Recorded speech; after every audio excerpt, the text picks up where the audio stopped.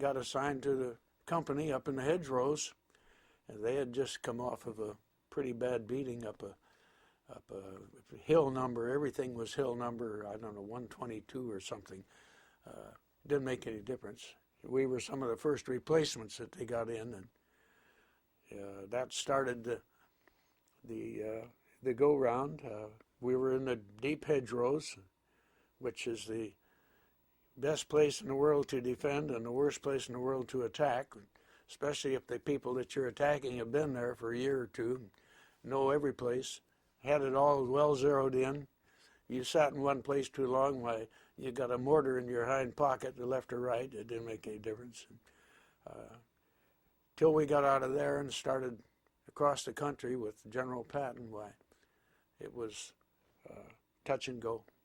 But the first action that I really saw was Sevis Island, and that's was not a good experience.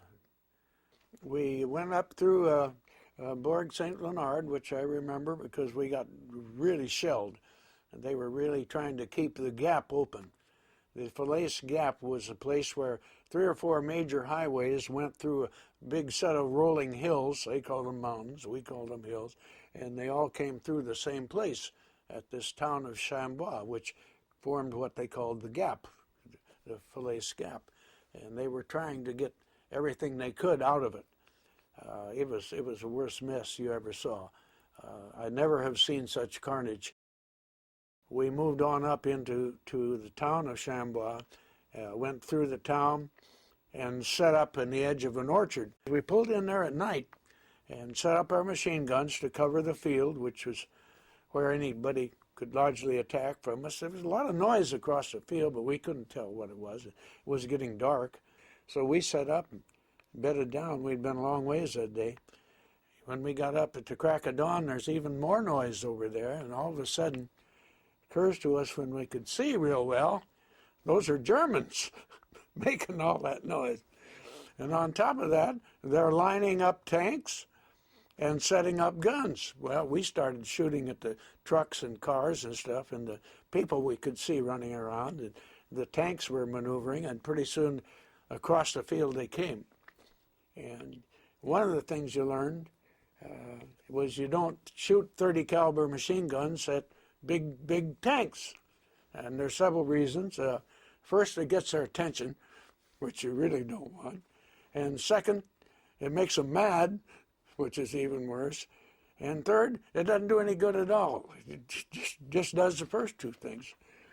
But we shot off the infantry that they had for support. We could do that. A couple of trucks behind them, we managed to set them on fire.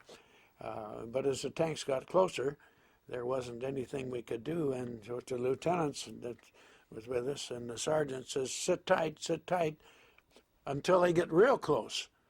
Because if they're real close, they can't see very well. And if you've shot off their infantry, they do that. Well, we waited until they got right in almost amongst us, and then we took off. We went back across the stream, set up in the farm, and the tanks milled around for a while, but with no support, they were vulnerable, so they backed off and went back across the field. Pretty soon they lined up to come up again, and we shot at what we could and then took off again and back towards, well, we'd got up some tank destroyers, which were we finally learned that our Shermans couldn't outgun an 88. But we brought them up to the edge of the ditch, but they couldn't see through this orchard and all the sheds and stuff that were there. And we're back screaming at them, get those tanks off of us, and they said, we can't see them, we can't shoot them. Well, then comes the idea, maybe early on shell shock or something, I don't know. I can see where they are, and I can see you. If I show you where they are, will you fire blind? And then we'll correct. And they said, sure. So, all right, and I lined it up myself and say that small building there, which were made just out of almost loose stones. There's a big tank right behind that one. You aim at me, and I'll line up. I'll get out of the road, and then you shoot. And those guys are good. They would put an armor piercing through the building, and then followed up with an HE. And they never parked in wide open. They parked behind trees or bushes or something, and they knocked out 2 tanks and chased another one off, and that was working. I'm still out in the middle, feeling pretty smart, and hiding behind an apple tree, apple orchard. Well, I didn't see the 3rd tank or the 4th tank or whatever one it was, and he shoots me right through the apple tree. French apple trees are not worth a damn. Bullet penetrated the tree and most of the way through my leg without ever hitting anything vital. What the sensation is, I don't recommend it, but felt like being hit with a sledgehammer. And I honestly couldn't tell you whether I had a leg, didn't have a leg, it was busted, or I could run like hell. Tank is coming after me. He quit shooting. I guess he's going to run over me. I don't know. Maybe he thought he didn't need to. And real quick decision, either I can run like hell or this is it. And I took off out of there like a screaming bullet. Ran around the corner of a building and fell over another tank. This is one of the so-called humorous things that you like to remember later. Clang. I ran into that thing. It must have made a terrible racket. Fell down, looked up, and there's a German up in the turret trying to assess the situation. I suppose a tank commander maybe. And for once, thank goodness for training, I was still carrying my rifle. And I recovered before he did and shot him. He went plunk down the tank, and I went zip again back towards Mother. Mother, that's the 2 tank destroyers. The tank's right behind me.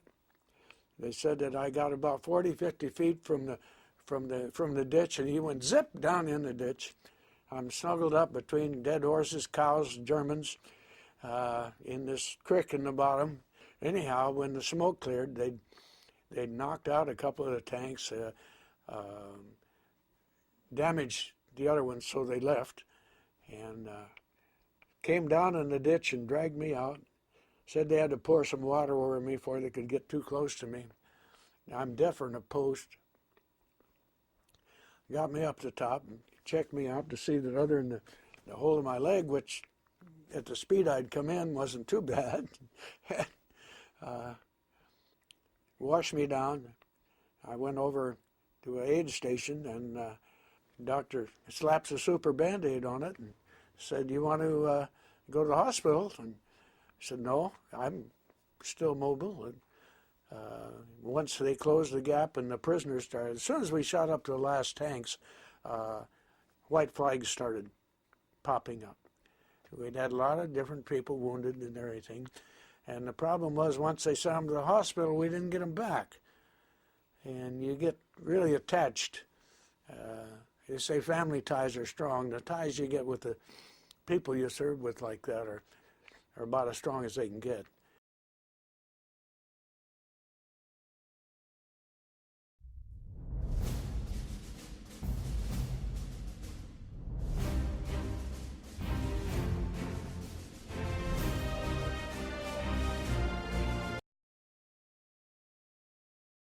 In Sherman tank, I was my function was the main gunner.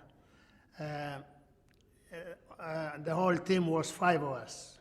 The commander of the tank, I was the gunner, then a loader and a radio operator, and then down in the front there was a driver and a second driver, which also had a machine gun in the bottom. So now, my very beginning, when we went in a battle not very far from Caen, was a little shaky. After a couple of days, you get used to it. So when you see killed people, killed soldiers, you don't react. It's only first day that you are shaking. And after that, well, it's like a nothing, because your affection is different, because you get used to it. Until we got on that hill 262, the Falaise. That was a hell. I don't know how many vehicles we destroyed. We lost 5 tanks. In my tank, we got 2 anti-tank bullets. One bullet hit the transmission where the oil flown everywhere and a fire started. So in a tank, the oil was burning, so now the main driver was killed, second next to him was killed. I was shocked and lost my power to do anything. I was halfway, didn't know what to do. But the loader, he got out first. The commanding, he jumped out from the tank. The loader and the radio operator, by me, he got out, and I hardly came to the tower, to the opening on the top. And he helped me out. He grabbed me in here by my arms in here, and he helped me to pull me out. But he left me halfway hanging. He fell because he burned more his side, because the flame was going through the hole, and my legs were burning. By the time I got out, so one thing I remember up to today, for a moment I was thinking, what is heavier, the legs or my head? If the legs are heavier, I slip again. I didn't have any power to move if my head, then maybe so, and I fell by the tank and lost my memory and conscience. And that was all. When I woke up, I was about maybe 300, maybe 500 yards away in the woods, and somebody covered me with some kind of a blanket. But already my blood was all over, and I was burned, my hair burned, and what was left on me, it's on this side. But this side was already completely burned. My trousers on one legs, and so anyway, my legs were burned very, very bad. So I lay down for a couple hours, and we were laying on one path. Maybe there was about 40 of us or 30. And the German came, and they were hitting a little one officer, because somehow they felt that he knows German. And they were asking if he speak German and so on. And he said, no, but they were just playing with him. And that was about an hour. Then suddenly our unit came, they ran away. So my fighting was short, because between Caen and Falaise, that was over a month. And that was all.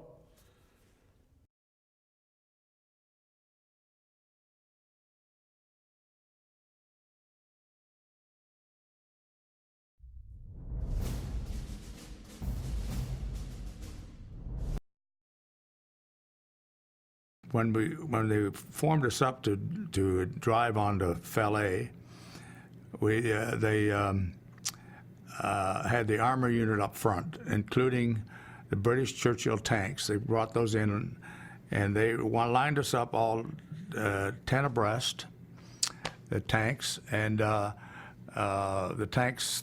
Churchill tanks had flamethrowers with them. They pulled a tank behind it, an armored tank behind, holding the fluid, and the line ran through the tank, and they shot the fluid out the front end. They would hit anywhere from 150 to 200 yards with fluid. It would burn and just burnt everything in front of them. And behind that were the Sherman tanks, and then after that the Bren gun carriers, which were a British Canadian unit, full track armored vehicle.